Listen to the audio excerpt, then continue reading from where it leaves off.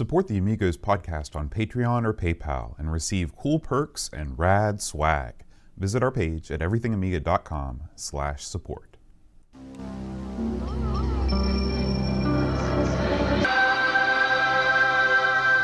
Amiga, the first personal computer that gives you a creative edge.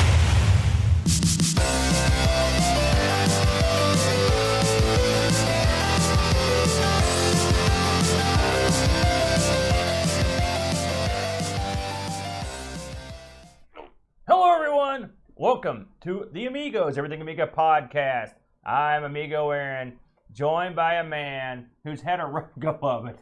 I give you the Brent. They pulled me off of IR. They said, you've got to do it, man. You got to fill in, so I'm here. That's right. Our good buddy, our good close personal friend, the creator, founder, number one guy of the Amigos, John Bodekar, on assignment in Ireland, Brent. Ireland. He's back right now as we speak. He's whisking his way back to the United States. So it should be a good time next week. So, that much is for that week. Does that mean this week's going to suck? I was hoping to slip that past you, frankly.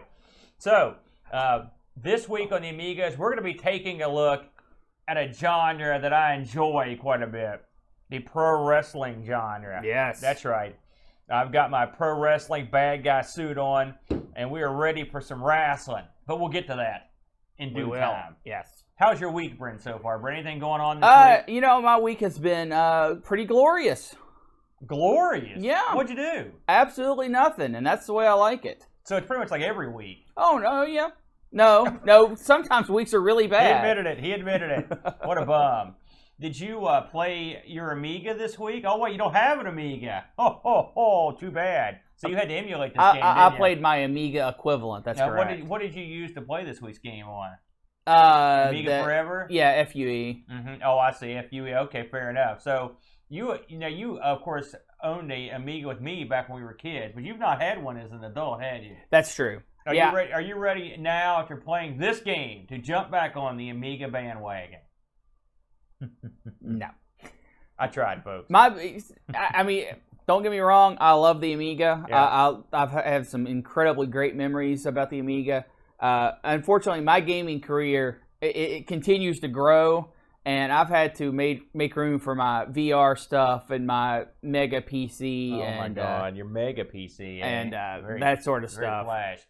Now, we've played wrestling games. We owned wrestling games, arcade machine wrestling games. We've had a couple of these things. That's correct. We've had, of course, WWF WrestleFest. Excuse me. We also had WWF Royal Rumble. We owned that. We also owned the main event, if you'll recall. We also owned the circuit boards for WWF Superstars. We owned a circuit board for Matt Mania. Yes. So we have a lot of wrestling video game playing between us. So I think we are the foremost authorities to judge this game on its merits and flaws as a wrestling game. But plus, we've played tons of games. That's true. That helps a lot too. We'll get to that in a moment. Let's take a look. As we definitely sway over towards the everythingamiga.com webpage and see what's going on with our good buddy, the Dream Ketchup. Absolutely. Now, of course, everythingamiga.com, your home for everything Amiga, Brent, for all your Amiga needs, staffed by a cast of thousands, the most intelligent men and women ever assembled. It actually seems like a cast of thousands because the dozen or so guys you've got going on over there are always hard at work. They are. They know. I have no idea what's happening most of the time. They keep me in the loop. So this week, the DK had a new article which was called Chimpanzee That. Now I had to look at this last night, and this article goes into a TV show I've never heard of called on the BBC called Bangers and Mash. Have you ever heard of that show? No, I've not. It seems very British. Oh yeah, no kidding. Have you ever heard of that term, bangers and mash? Is that a meal? I don't know exactly what it means, but that's the name of these two chimps on this show. They have a B and an M on their shirt. You can do the math here. And so someone thought it would be a good idea to take this very short-range show and make a game of it, and they did. 2 levels of excitement. Wow! For your, one for banger and one for mash. Yeah, I guess so. For your £3.95p. You're in business here on this thing. You know, I kind of dig that. I miss that era of gaming when you could throw down like literally a couple bucks and pick up something that is barely functional. Well, you're living in that time. You ever been on Steam? No. Are you kidding me? Have you ever went to a pawn shop? They're giving them games away over there. I mean, I guess Steam to some extent, but I don't know. I like going and flipping through the crap, the whole the physical media. Well, I mean, you can get games for $1 or $2 easy. There've always been games for $1 or $2. When I was a kid, you could go get Atari games. Maybe I should go through the process. You find that game, you look at the back, and it looks so awesome. Yeah. Because they actually took time to put a little bit of effort into the packaging. Yeah. And then you get it home, and it's crap. That's what I miss. I'm trying to think of a game that I got for a couple bucks that had great packaging and sucked. Street Fighter 2. I got that for the PC, and it was awesome. And it came with its own gamepad. Now, the gamepad was no great shakes, but it still was pretty good. You remember that? It came with the videotape of the movie. What a deal. And of course, I guess that was the downside. But I enjoyed that movie as a guilty pleasure. And Raw Julia was quite amusing to me. Oh, he's a great guy. So great actor. If you get a chance, he passed away sometime. Obviously, yes. If you get a chance to hop over to everythingamiga.com, check out Dreamcatch's article and his many, many articles he's written. I also suggest that you visit his channel on YouTube for some wacky stuff. I saw some of the stuff he put up this week involved Rocky Horror Picture Show, which is a personal favorite of mine. Now, let's get into the news a little bit. Now, the news this week was all about one thing, at least around these parts. Me? No. This is good news, not bad news. And it was all about, you got it, Amiga Ireland. Yes. This took place over the last few days over in Ireland, and we had many of our Amigo buddies there, including John Boat of Carshaller. Yes, quite a turnout. Yeah. I was very impressed and very happy. It looked like a great event. Now, Boat sent me some pictures back, and a few other people sent me pictures back. And I thought we'd just have a quick look at these, and we'll describe them for you listening to the show. So, first thing Boat did, the very first picture he sent me back was Boat at a bar watching billiards. I believe that could be a little bit of snooker. That is snooker, correct. And he was in the process of getting snookered, if you know what I mean. So he knew what he was doing when he got to town. Now, we had a lot of people show. Now, Boat left here. Gosh, he left. I think it was on a Tuesday. So I think he got there on Wednesday or early Thursday. So they was there for a couple of days to get acclimated to the conditions. Now, the event was held in a different venue from last year. You recall last year's venue was sort of a dark, smallish place. This was held in like as I look at this picture here, it looks like a very well-built conference room. Yeah, a glorious ballroom of some sort. They also had some we're getting married carpeting and curtains on various places. Some real nice. It looks like a pretty snazzy event. They've got the big screens out. Looks like they had a pretty good attendance. I had it on good authority that had at least as many as they did last year and probably a few more. So excellent. That's a good thing. I think they were kind of smashed in a little bit over there. A lot of the luminaries from other shows and podcasts and friends of ours were there. I know the guys from Retro Hour were there, Dan and Robbie, and I know that Doug from 10-Minute Amiga Retrocast did a live transatlantic interview on his show. So he got him he was into that. And of course, the Amiga Ireland guys like to have their own podcast as well. So a lot of good podcasters that were fooling around over there. And this is the 35th anniversary. Is that correct? Of the Amiga. Yes. Not exact date, but it's been a long time coming. It's funny, we were talking on when we got interviewed last, was it 2 weeks ago or last week when we got the interview done by our buddies over at the Coco Talk. That came up, and we mentioned that when we started the Amigos, it happened to be on the anniversary of the 30th anniversary of the Commodore Amiga 1000, and we had no idea. And it was exactly the same days we were recording. Everybody's like, oh, good move. But we were like, we don't know what's going on. I'm not good with dates, y'all. Bo got to interview Dave Haney, super popular Amiga man, and right up on stage. And it was a great interview. I watched it. Dave's the kind of guy, get that dude a live mic and stand back. Yeah. He takes care of business. Yes. And this hour flew by to rave reviews, and I think that Bode is attempting to get something set up with Dave to somewhere down the line do a longer interview with him, because I guess they hit it off, and I saw a lot of pictures come back with people getting their picture taken with Mr. Haney. I like Dave's hair.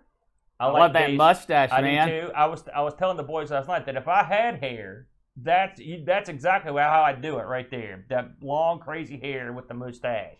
You can pull it off, Aaron. Now, I don't have the hair. It's a problem. Well, no, you don't need hair. You need a time machine. Well, there you go. I know Mr. Pleasance was also in attendance at this thing. I think Trevor Dixon was there. There was a lot of luminaries. Pixel Vixen, I saw her there. There was a lot of real big names in the Amiga, I don't want to say Amiga community, but at least the internet community I saw there. So this was a pretty good crowd, and it looked like they had a lot of fun. Everyone told me they had great times. And, of course, there's our buddy Figgy. He won this Turrican 2 album. Very nice. He looks like we could tag team. Me and him. We all we need is get him a red shirt, and we'd be laughing. And then they sent me a shot here of all the ladies and gents having a big dinner. I see a couple guys in there that I know. So you can be sure that a good time was had by all. Looks like they had good eats. I know Bo sent me a picture of a sandwich he had that was unbelievable. They also went out for kebabs. They had it all. Big, huge breakfast. They had booze at the Yin Yang. What'd you have for breakfast today? I know what you had. I had a honey bun. Yeah. I had some crap muffins. I got nothing. I'm getting screwed again. So I'm sure Boat will give you a full report next week when he returns from his big trip. But it looks like everybody had a lot of fun there. And I think it looks like next year will be another Amiga Ireland, probably bigger and better, and another success. Got to keep those things rolling. I should mention that the entire event was streamed by our good folks over at Twitch on the Amiga Retro Gaming channel. If you want to catch some of the action and some of the, including some nice seminars on how to use Lightwave, how to make your own mod files, which that was great. Even I think I could do it, although it still looks hard. Also, some artistic stuff. They had contests on there as well. They had a lot of real interesting stuff and some stuff I missed, so I've got to go back and catch some of it up myself. So if you a lot of content. Yeah, hours and hours. And so Absolutely. Eventually that stuff will meander over to YouTube. But if you want to see it now, you can go over to Twitch and check our channel out. And while you're there, feel free to give us a subscribe. Check us out. If you're a Amazon Prime subscriber, you get one free subscription to a Twitch channel every month. Use it. Throw it our way, man. We love it. And hey, freebie. If it's one of those things. If you don't use it, you're just going to lose it. Yeah. So put it on somebody. Yeah. The thing about Twitch, because I'm learning the Twitch, as you know, much like the Twitter, I'm trying on there too. The Twitch has a bunch of crazy gimmicks, gizmos, and bebops. You're earning points. People are giving you throm bags or boombas. And Boat's always like, thanks for that. I don't know what any of that stuff is. Yeah. So hey, if you've got a spare Throomba or Bing Bong around, you can throw that in. Here's the thing. Twitch has taken community advice and they're trying to make chat more interactive, more fun, and it is. When you're watching somebody stream, they can't be on 24/7, right? They can't be. But you got to change games sometimes or reposition or go to the bathroom. Yeah. And they're trying to make that experience where people can still have fun during the dead times, during the lulls. They follow you right. The camera goes right to the bathroom. You're in. You're right in there. Don't hurt yourself, old man. So if you get a chance, pop it over to Twitch. Of course, we're also still kicking and on YouTube at the Amiga Ireland channel, which we'll get to that a little bit later. Now, we've put this up long enough, brother. Oh, it's time. It's time to get it on with this week's game. And the game is WrestleMania. Welcome to WrestleMania, as Vince always says. Get my right sheet here. So, I'm a big wrestling fan. You are? Oh, yes. Oh. And you'll notice there on the screen, there are me.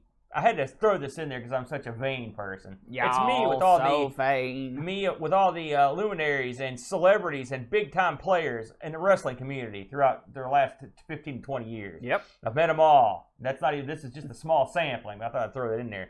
So, Let's talk about WrestleMania, WWF WrestleMania to be precise. Yes.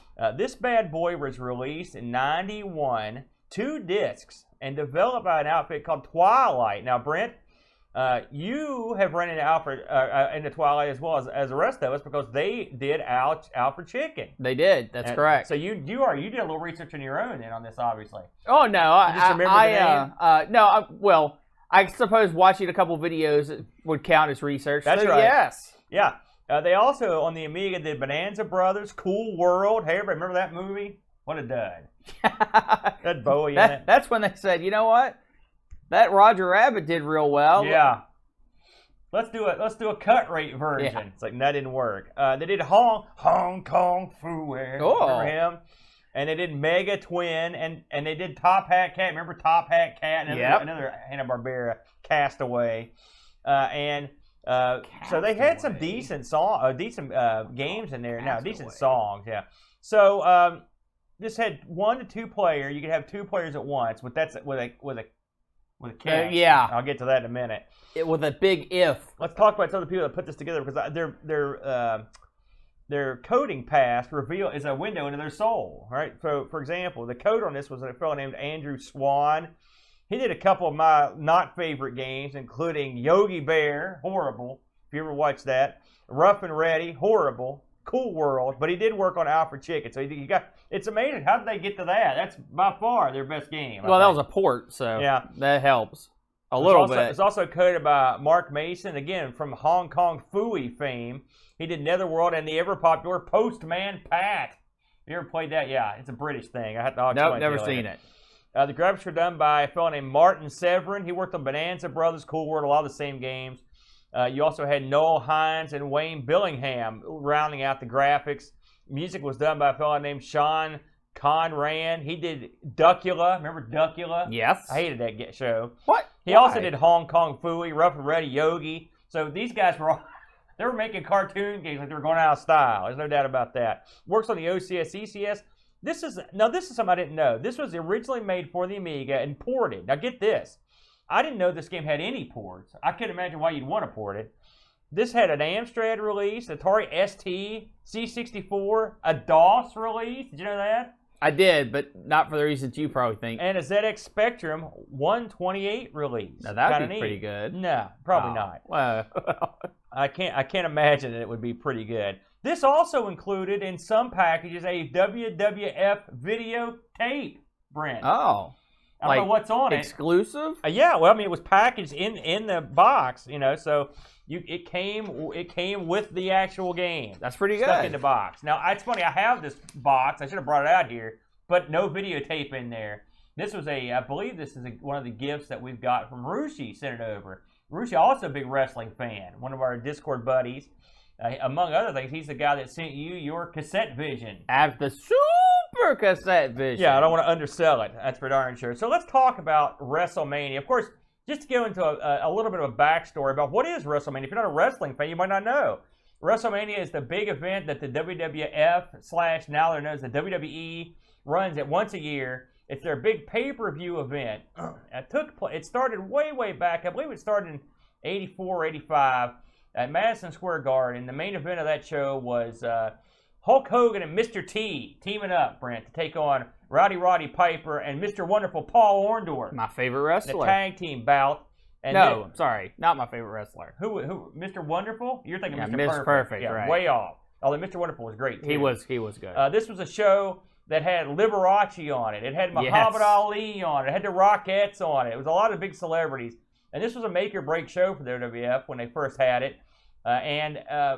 From the success this show had, they went on to do WrestleManias every year. They've also had probably the biggest one was WrestleMania 3, which was in the Pontiac Silverdome, where they announced a crowd of 93,000 in attendance. It was not that many, but they still had a crowd. I think it was well over 60 or 70,000 people gathered for this WrestleMania to see the Hulkster, Hulk Hogan, take on and eventually defeat the undefeated Andre the Giant, 8th wonder of the world, in a big main event match. Yes. So this was a huge show. This is a match. This is a show that's perennially headlined by the best that the WWF has to offer, including luminaries and notables like Stone Cold, The Rock, Shawn Michaels, The Undertaker, guys like this. They're the biggest, toughest guys. Roman Reigns, if you're a modern fan, or Brock Lesnar. So this was a show that was built from the ground up to be your premier show. Yes. And this was also the basis for a lot of the WWF games. And WrestleMania appears in a bunch of titles. There's Super WrestleMania, and there's WrestleManias all over the place. So this is not the only game to have this moniker. Absolutely not. And probably still won't be, to be honest. There'll probably be more coming. So eventually they expanded to more pay-per-views. Eventually they were what's called the Big Four, which were WrestleMania, the Royal Rumble, Survivor Series, and SummerSlam. And now they pretty much have at least one a month. It's crazy time now. So, but you know, this is still their big show. It's certainly a different era now than 20 years ago. So I looked at this game to try to get an idea of when the wrestlers in this were working to try to gauge where this game appears on the, you know, what was going on when they made it. And given the guys that are in this, I'd say this game was based on the time in the WWF around 1990 to early 91. The reason I say that is the end guy in this is Sergeant Slaughter, and he was the champion. He won the belt January 1st of 91 and lost it in April. Was that good guy Slaughter or bad guy Slaughter? This is when Sergeant Slaughter, the character who is the main guy in this game, was a very big Marine from Paris Island. But unfortunately, at this point, he had turned evil and he joined the Iraqis for a Desert Shield, or what it was. Was that the first one? Our first Storm. Our first foray in Iraq. This is when Sergeant Slaughter became super evil, and he actually defeated the Ultimate Warrior in a match where the Macho Man Randy Savage hit Ultimate Warrior with a light stand, I believe, as he was running down the aisle like an idiot. Ultimate Warrior not known as being a genius. So anyway, great comics. In this game, I'm kidding. You get to choose your wrestler. Now, this is not an option-heavy game, is it, Brent? No, no. You can choose who you want to play. You've got Hulk Hogan, right? Yes, the Hulkster. Gotta have Let me him. tell you something, brother. Gotta have him. You got the Ultimate Warrior. Definitely during this era, big time. Yeah, you've got to have the British Bulldog. You don't have to have the British Bulldog, but he's there. Those are your boys. That's it. That's it. You get to choose from 3 guys. Yes. Which is lame. Lame. Right out of the gate. Now, you do have 5 opponents to take on, okay?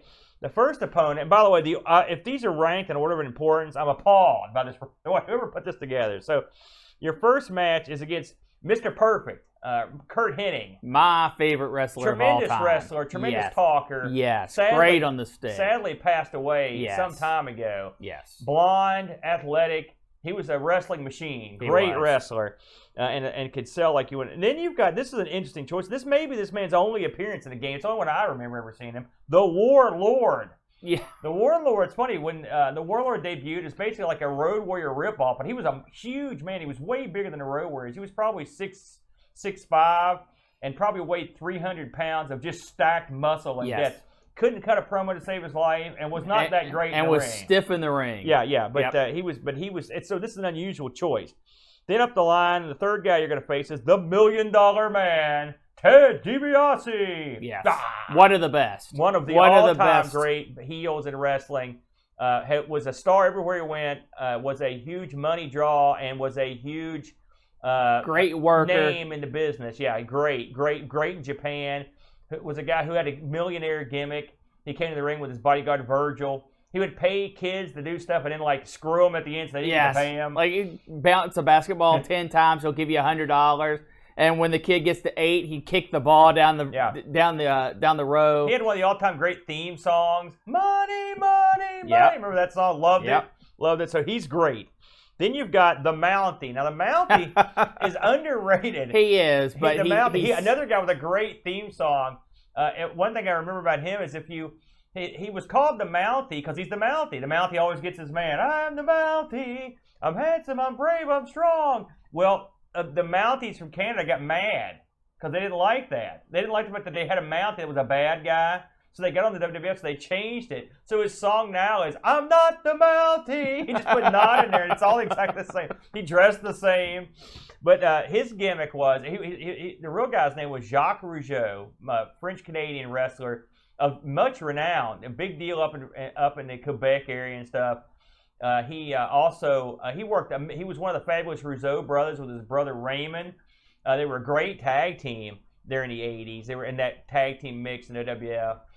He also worked, I believe he was one of the Quebecers. He was one of those, like he was a Foreign Legion, or he was a bunch of the foreign gimmicks. He definitely ran through the gimmicks. His biggest match probably is against Roddy Piper at WrestleMania. He had a gimmick for a while where he had a shock stick. He would shock a sucker. And he shocked Roddy, and then Roddy sold it, but then got up, and he took his shirt off, and Roddy had this vest on that said shock-proof. So I don't know what that was. I don't know how that works. I need one of those when I'm doing CRT monitors.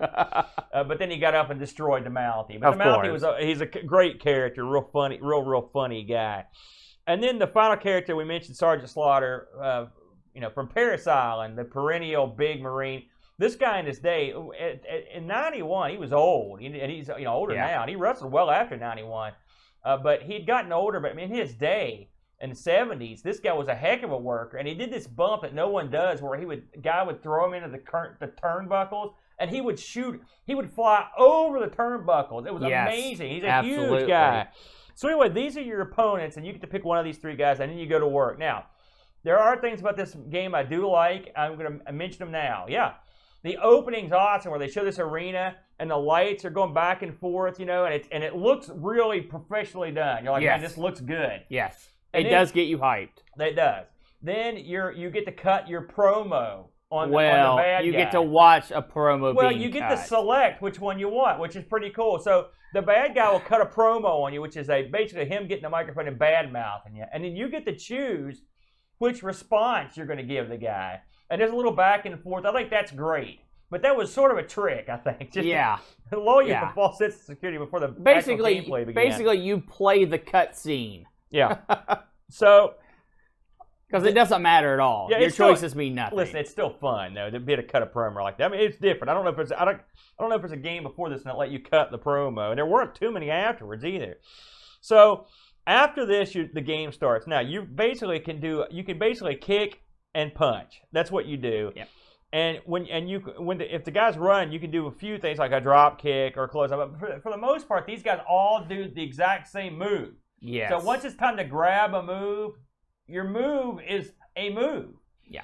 I've never seen a game where you did one move. Even on the NES, you did more than that. In fact, the NES game, the wrestling game, was it Tecmo? It's way, way, way better than that. Yeah.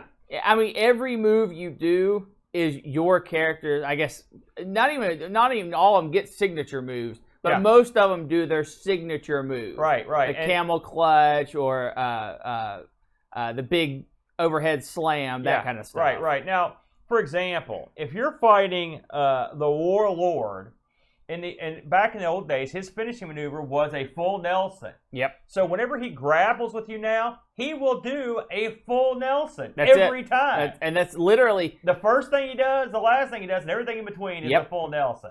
Yep. So the game has, when you grapple, you do your one move. Yeah. When they're on the ground, you can kick them. When they're standing up, you punch them.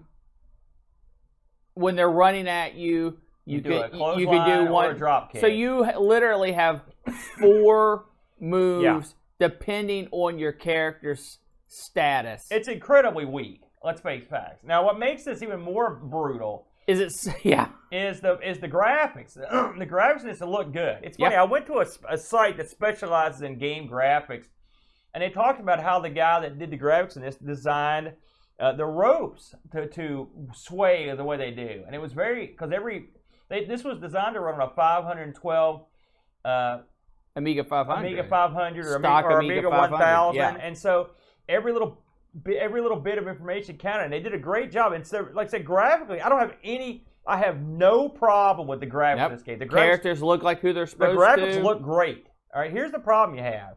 They didn't do any gameplay at all. No. And the graphic sprites, the actual character models, they look like they've been sourced from the WWF Superstars tag team game from the arcade. If you look at them real closely, absolutely, and they're modified versions of those sprites. I think they look just like them.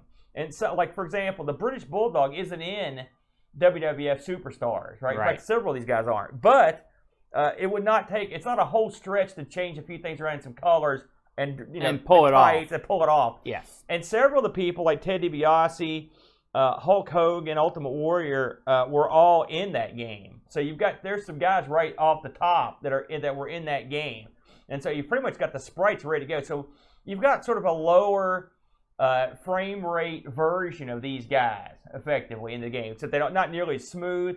And on top of everything else, they in WWF Superstars they had a ton more moves than this. Yes. And I think Superstars also came out in 90 or 91. It was right in that ballpark. So it would have been close, but I'm pretty sure that's where they got the graphics for this thing.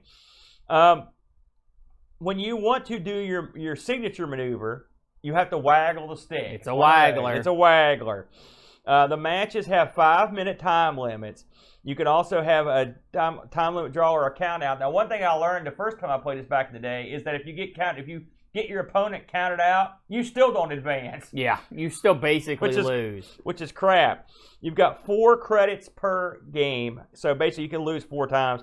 There's a cheat for this. They just let you, among other things, that let you just basically go to the next match. You like sort of insta win. Yeah. When you win a match, the bad guy wrestler cuts a promo, and then you can cut one about basically him losing, which is funny. Then you move on. There's not much else to it. There's a practice mode, and where you basically play someone who doesn't move. I don't know if you tried. Did you try that? Yeah, it's dumb. It's completely worthless. I thought that was funny. They needed an extra slot on the title screen, I guess. Now, there is a 2-player mode. 2 players wrestle. Let's talk about that. One player can pick from the 3 normal guys. One player has to be Mr. Perfect. There is no other option. So if you're in any 2-player games, you're playing as Mr. Perfect. They don't have any choice. And it's also the only way you can play as Mr. Perfect. Yeah. So it's very stupid 2-player. And also to have all these wrestlers in the game and not be able to play them is insane. I don't know if this. Now you never know. The WWF has a bunch of crazy mandates and stuff. So this could have been something they were mandating back then, but you never know. You know what I would assume? What? I would assume they were making this and they ran out of time and they said ship it. Well, because if you would have added the mechanics is not great. The waggle mechanic is not great. You have to kill yourself to waggle this thing. But it's something that was done at the time. If all these characters had up, down, left, right, so you waggle, you get control, and then you would hit up and a button, down and a button. If they had 4 moves, like from the grapple, and maybe a couple more strikes, this could have been an incredibly cool game. But let you play as all the wrestlers. If you do story mode, you have to play as one of the 3 so that the cutscenes make sense. That would be fine. But if you could play all the wrestlers, and all the wrestlers had 4 grapple moves, this would have been a fine game. As it is shipped, it is absolutely worthless. It's a dud. Not worth loading up. It's a real dud. Yeah. It's a real dud. If they limited the amount of wrestlers you can play simply based on the flavor text, that would be appalling. I would assume that that's not what they did. You can play as Mr. Perfect, and you can't play him any other way. Well, listen. It's garbage. It is. Garbage. It's strange. And it's such a waste of good graphics. Yeah. And if you see the box art on this, I remember when I saw this before I played it, I was like, holy smokes. If this is like WWF Superstars on the Amiga, I'm in. Yeah. And it could be that it's so close. That's what makes it could. I lament, when I did an Amigos playing this a couple years ago, and I lament, I was like, wow, I wish someone would come in there and hack this game to make it more fun and playable, but it's never going to happen. No. I was hoping, but no. It's never going to happen. This game was followed by a sequel called WWF European Rampage Tour, which I think it's even worse than this. Wow. I hated that game too. The Amiga did not get any good wrestling because I think they had tag team wrestling. That's the only one, and that one is an acquired taste. So you can understand how it went. Oh, also the game's impossible. Yeah. You forgot to mention Just that. Just kicking out and stuff. It's ridiculous. I had to cheat every time to get anywhere. The waggle mechanics is subhuman. Wow. You have to hook it up to some kind of shaking device. It is ridiculous. Yeah. You know, I was looking as we watched this video fly by. Even the little fingers pushing on the buttons. I think that's even in the arcade too. So a lot of the graphics of this have been horse around the arcade. The sad thing is the ring, and so the ring's huge. It's cavernous, but that's okay in a game like this. It's fine. You know, I think it being limited to one button probably didn't help in this particular instance. But it had the waggle, so it didn't care about the one button. I'm just saying. No, and the Amiga is not what hindered this game. Yeah. What hindered this game was developers that just gave up. Yeah. Halfway through. I'm not gonna say you're wrong on that. So let's take a look at the reviews here while you're getting up the listener stuff. So this game was pretty well reviewed, to be honest with you. Amiga Action gave this thing a 70%. Well, I guess that's not that great. 70%. That's pretty good, man. Amiga Computing gave this a 77. Amiga Format gave it a 72. Amiga Power, 39%. That's about where. That's closer to where I would put it. CU Amiga 76. The One 33. Then you also had Zero, gave it 82%, and the Amiga Joker gave it a 62. I think this falls somewhere in the 30s for me. I mean, the thing is, if you've got a beautiful game that's not a playable game, so what you've got here is a drop of the old ball. Yeah, I think this game is probably what put me in the neck brace today. I mean, when you call me up and you're like, "Hey, Brent, can you get into the Amigos chair and help us out a little bit?" I was like, "Sure." It's like, "Yeah, what are we playing? Amiga, tons of great fun games. It's like WWF Super or WrestleMania." I was like, "Okay, wrestle games are fun. I can do it." And then you lay this on me, and I jerk my neck so hard that I'm gonna have to sue the show. Well, we got some reviews. Let's go through them here real quick. So, our good buddy Chris Folds writes, "Waggle, button mash, waggle, button mash, waggle, button mash, and repeat. Ad infinitum. Infinitum. Help me out here. Ad infinitum. A boring and poorly executed excuse for a wrestling game with a stink lack of characters to play. 4 out of 10. I'd say that's about right. That's about generous. That's generous. Hermsky, 5 out of 10. Giant haystacks and Big Daddy would never be heard shouting, ooh, ooh, ah. Oh, yeah, we should mention that the sound is bizarre and annoying. Yeah. I'm glad you mentioned that. Ooh, ooh, ooh, ah, all through their bout. It is almost pornographic in a way. It doesn't represent this great sport of wrestling adequately, and the characters could be bigger and with better, smoother animations. However, the two-player option is much more fun. I remember having a few lively fights with my mates back in the day when multiplayer didn't need the interweb. Just a pair of legs and a good coat did the job and was much more fun. Very good. Pixels at Dawn writes, "I don't really have any experience with wrestling games. Get some pics. But I'm not sure this was the best place to start. It was not. It was hard to pull off moves, and playing the AI generally led to me getting tossed around the ring, as it was hard to switch into waggle at a moment's notice. Not much fun. 4 out of 10. Graham, WWF. I bet he's going to drop the hammer. What makes you think? What do you makes you think he's going to drop the hammer? This is it, man. Hammer dropping time. All right. Well, Graham writes, unfortunately, this is 3 out of 10. That's right, Graham. The game doesn't have a lot of wrestling, and it's more of a stamina content of both you and your joystick. It was not much fun in single-player mode, but I'm guessing in two-player mode it will be more fun. Lacks all the moves and characters you would expect in these games too, which adds to the disappointment. Full of glitches and crazy in-game flaws. Yes. Lastly, Rushi, who I mentioned was a big wrestling fan. WWF Superstars was a landmark wrestling game in the arcades. Being the first licensed WWF title to be released, it featured the hottest stars of the era while simple, was quite the quarter muncher. That's true. That helped me fail out of college. Technos Japan followed it up with WWF WrestleFest, adding more of everything, providing plenty of fun with the 4 players as they savagely maim each other within the squared circle. Unfortunately, the Amiga port released by Ocean is a watered-down waste of digital space that feels mechanically inferior to even LJN's early NES output. Yeah, that's true. You're limited to just choosing from 3 wrestlers, despite the roster available to the computer expanding well past that. Gone is the marquee Royal Rumble mode and 4-player. Instead, turn into a simple 2-player button masher with no nuance or flavor beyond the initial presentation. While I'd give credit where it's due in the areas this game succeeds, I'd rather describe my final match against Mr. Perfect. I exited the ring to grab a chair, so he climbed the turnbuckle. I went back to draw him out, but he wouldn't come down, and I couldn't attack him. The timer ran out, and it was counted as a loss for me. Sadly, I think that my entire time playing this game was a loss for me. 2 out of 10. Yes. Brutalized. But hey, it had a brutalization coming. I can't deny that.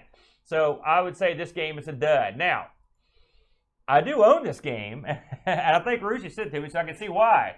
I did look this up. He wants to get it as far away from him as possible. I did look this up on the eBay, Brentster. 9. This is a wide gap in prices. I saw it going as cheaply in the box as $9, all the way up to $56. If you get one with the VCR tape in it, it's going to add to the price. There were tons of these available, and I mean tons of these things if you want one, so you can go get one. So, yeah, a dud. It's a real shame, too, because wrestling's awesome, and it would have been a lot of fun. Well, wrestling back then was awesome. Let's have before we exit the wrestling field here, what do you think of that era was the best wrestling game at home? Oh, at home? Oh, gosh. I don't know what year the original Fire Pro came, but I wasn't a huge fan. I would probably, for me, I'm probably going to go with the Technos wrestling game for the NES. Would probably be the one I enjoyed the most. Although I did have a good time with Hose's Epic's Championship Wrestling game on the C64. I would have to go for the NES one as well, but it wasn't good. No. The wrestling action at that time was all in the arcade. Yeah, that's true. So, let's move on. As we exit our gaming section here, we're going to have a look at what's been going on our YouTube channel. We put up a lot of videos in the last couple of weeks, and we've neglected, so we're going to have a quick look at some of them here. We're not going to spend too much time. We'll have a quick look around. So, let's talk about our buddy Brutal Barracuda. He's been putting up these lists, Amiga lists, and he's done another one here, Top 10 Movie Games. An excellent list. If you had to pick your all-time favorite movie-related video games, do you have any that pop in your head? Goonies is way up there for the Nintendo. Goonies? Yeah. I never liked Goonies 2, to be fair. I don't think I played that. Yeah, that would be way, way up there. Yeah, okay. Some of the Matrix games were okay. Yeah. Yeah. So there you go. In the last week, I have put out 2 color computer videos. Just playing off of what we reviewed a couple weeks ago, I have covered Outhouse. Great game. Holy moly. And also the Crystal City, which is a game that was released in '90, if you can believe that. It was, and boy, is it off the charts. Now, yet that one requires a color computer 3. I had a good time playing both those games. We should also mention that last weekend we were interviewed by I don't know if we mentioned this or not, we were interviewed by the Coco Talk guys, including the original gamer Steven Stroh and also our good buddy L. Curtis Boyle, amongst a cast of hundreds. There was about 5 guys there, and that was a lot of fun. It was fun. It was a good time. Good time doing that. I'm trying to think if we mentioned that last week. We've shot in such weird days that I can't remember. But if you feel like it, just look that up. You can find it. Just look up Amigos interview. It'll come up.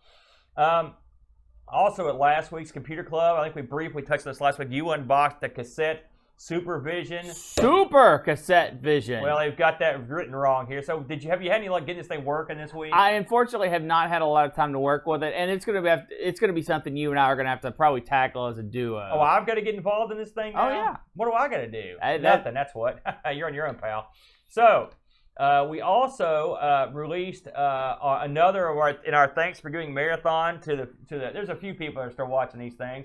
I thought these things were a lot of fun. They're sort of like little mini ARG Presents episodes. Yeah, for the video, I mean, the audio is gold. It's a little bit of dead time, but some of the what episode did you release? This was single word titles, Chaos and Kicker. Oh yeah. If you want a couple good arcade games that you've never heard of, these are 2 that qualify. They're excellent games. Yes. Both these, and they're quite different, but they're both a lot of fun. Absolutely. Something else that came out this week, and I know I didn't talk about this because I didn't know from when I was going to release it, was the interview I did with our buddies Alex and Ann from Germany, which me and the boat did an interview with them as they came to pick up that expensive Commodore CBM external hard drive that I sold them. They drove and flew all the way from Germany to pick it up. It was a well over 7,000-mile round trip to pick up this piece of hardware. And they were kind enough. And what a couple of super nice people. In fact, I still talk to Alex sometimes about how he's done. But they came over and they were happy to let us give them have an interview with them and tell us about themselves and about Alex's collection. It's a tremendous collection. He is a real pure, like his stuff's all minty fresh, mint condition stuff. Excellent. And then it's never touched again. Yeah. You know, and there's a funny portion of that where he says he'll have this stuff sitting around and he feels bad and he wants to get rid of it. And Ann's like, wait, you worked real hard on that. Are you nuts? What are you doing? You know, you can't get rid of that. You cleaned that up. You rebuilt it. You made it work. He's like, well, so he keeps it, you know. So he's got a hoard of this stuff in Germany stashed. Well, you know, as we are both collectors of some things in our own right, the adventure to get the item is, you know, that's half the fun. That's half the fun. It is. So, but the part of the fun for me is not cleaning it. That's the part I don't like. Yeah, we are definitely more players than restorers. Yeah. I like to find the thing. Then I wish I just had a toad eat it. You know. That's right. You know those guys that do those. One of those guys that they're on the History Channel. They go out and just find stuff in barns and stuff. The pickers. And you know they've got that chick, the hot chick back at the store that does all the cleaning and repair. I need that chick to take care of me. I need one of those. Yeah. Never seen that show, huh? I know exactly what you're talking about. Yeah, there you I just go. don't think you're going to find someone to help you out in your ventures. Well, Not in that regard, at Hope least. springs eternal, brother. There you go. Now, lastly, I mean, you want a lackey. You're asking for a lackey. yeah, I do. So we did an Insert Disc 2 last week. Actually, it was this week, and it was Ask the Amigos. And we went through a ton of questions, answered a ton of questions on this topics, various topics that our Discord buddies asked. I mean, there's tons more, and they were putting more in while we were doing the thing. So we were inundated with questions. We had a lot of fun with that, and you know, me and Bo just screwed around for a while asking questions. It was a lot of fun. We had a good time with it, so no badness there. So if you are interested in any of the what is that right there? Oh yes, I think they mentioned this last week. We'll mention it one time. We had our 100th episode of ARG this past week. Yes. 100 big episodes with myself and the Brent. It's funny that we would do that episode and here you are filling in for Boat today. But we had a good time. It was well received. Everybody seemed to like it. We had a lot of very kind words. And we're keep the ball rolling. That's Although right. if we keep having to fight uphill like we did today, there's not going to make it to 200, I can tell you that. Everything goes wrong. Stream broke, computer broke, everything break. It's cold, wet, wind, you name it. It's like they don't want anything coming out of here. But we keep going. That's right. Thank you. So check our channel out over at YouTube. It's the Amigos Retro Gaming channel. Also, please check our channel out over at Twitch for the latest stuff from Ireland. And plus all the live streams and stuff. We're twitching the crap. We're twitchy over there, but we do a lot of Twitch action. Now, I would be remiss if we did not get into the all of our people that support us on Patreon. I will not sing these Patreon names, but we have a special end of the show salute to the Patreons. I hope you enjoy. But until then, let's get through these, Brent. I know you don't want to read them because you hate that stuff. So I'll read through these real quick. Yeah, they don't want me butchering their names. Oh yeah, let me do it, eh? And again, you can support us over at patreon.com if you want to toss in a couple bucks in the kitty. We get some Discord action. Yeah, get in the Discord. Game selection committee, if you meet that goal. Yeah, there's a few goals over there to take a look at, and you know, you got to support what you love, and we very much appreciate the ones out there that do. That's right, and at certain levels, there's magnets involved. There's all kinds of crazy. Boat's got all kinds of crazy stuff going on. So, thanks to our supporters. I'm going to run through these. Daniel Williams, Bernard Lucas. His name is Lucas. Boat didn't know that song last night the other day.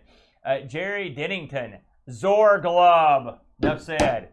Iron Wolf, I believe he was in Mortal Kombat 3. What was that guy's name? It was not Iron Wolf. Well, Iron Wolf should have been there. Jorgman Gunnarsson. That's, you know, when you have constants kind of grouped together, we're never getting through this, are we? That's Terry Howard. Oh yeah, you know that one. Reflection, Simon Lech, Captain Crispy, Kilobytes, and Caffeine. Mike a good W. one. Deckard. I was over in Kilobytes and Caffeine's YouTube channel. Now, I believe, Aaron, that was Mike W. and then Deckard. Sorry. You distracted me. You distracted me. Deckard, I've been talking with him. He was having trouble running some stuff. Deckard set me up with a great SD card for the Amiga. I appreciate that. Gary Heather, free lunch. Kate Fox. Kate just put out a new Macintosh. If you Google if you YouTube Macintosh Librarian, she started a new show over there, and it was the first episode was really good. David Pickford, Cameron Armstrong, Andy Jones, Lobsterminator, Craig McKellen, Tin Mark, the 10-minute Amiga Retrocast, Bernard Quinn, the Retro Man Cave. He's always got something cranking over there. Tim Drew, Simon Rose, Joseph Harrison, Kyle Etter, Rob Flack O'Hara. Rob's always got something cooking. I heard they're closing the movie theater in this town, poor guy. Howard Nibbs, Matthew Evil Matt Larimore. This guy's evil. He is evil. Super. He's a good DM, though. Andy Craig, Shunzo. Shunzo, it sounds like one of those toys on The Simpsons. Colin, 419. He's from the 419. Bark Bit, Roland Burke, Andrew Monks, Joe the Zombie, John Cook, Leaf Kalan, Alan Kebab, Chakotay, Level Lord, Charleston John Marshall, my good buddy, Matthew Perron, Ricky DeRocher, the Creepy Dead Boy, the Figster, Ficky, CTZ, the Slow Norris, Not the quick one. Stefan Sogard Moltenson, Edmund Helen, my bald brother with a beard. There's a lot of there's a lot of us like that. Belindo 75. You know when you don't have any hair on your head, you just sort of You grow it where wherever you can. Yeah. You should see my braided armpit hair. Yeah. Christopher Hassel, Ravi Abbott. Ravi had a real good time last night. Less said about that, the better. Crispo! Thank you. The Dream Catcher, Laurent Giroux, Graham W. Webke, Lane Denson, Adam Battersby, O'Brien's Retro and Vintage, The Huck, brother Gary Hucker, C. Brian Jones, Paul Harrington, he's the big man. He's the boss man. Duncan Styles, the Dunk, Tapes from the Crypt. The boat never does that anymore. Josh Nan, Adam Bradley, Jonas Rulo living the dream in Hawaii, Brent. THT, Eric Nelson of the fine Pixel Gaiden podcast over there with Cody. Yes. I know their names. Kim, Tommy, Humbastat. That's a great name. Daniel Bingston, the Bing, the brutal one himself, Brutal Barracuda. Darren Old King Coles, Jason warns. He warns you. You better step back. You know what I mean? You're not buying it? Pixels at Dawn and Kilborn Barman. There you go. That's a good group right there, if I may say, I think. So we appreciate y'all for helping us out, supporting us. Yes. A lot of these fellas have been with us for a long time, and we really do appreciate y'all. Brent, do you have any parting thoughts or words before we shut this sucker down? I usually don't have any thoughts or words. I've heard that. You know, I should mention, got a little flurry there. I should mention that we will be back next week in full force. John Bodekarshaw in the house. We should be doing our usual Friday night spectacular, Hillbilly ISP permitting. We'll be loud and around in town getting it done.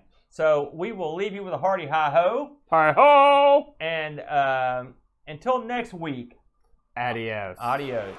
Hello, wrestling fans. Today at Amigos Wrestling Arena, we have Comrade Aaron. What do you got to say for yourself, Comrade? I come here from Soviet Russia to do American show podcast, Amigos Wrestling Podcast. All you stupid Americans, don't say USA. No, respect the fans. You've got to respect the fans. No, in Soviet Russia, fans respect me. No. Come here. No. Yes. Fans, he wants you all to rise for the Soviet national anthem.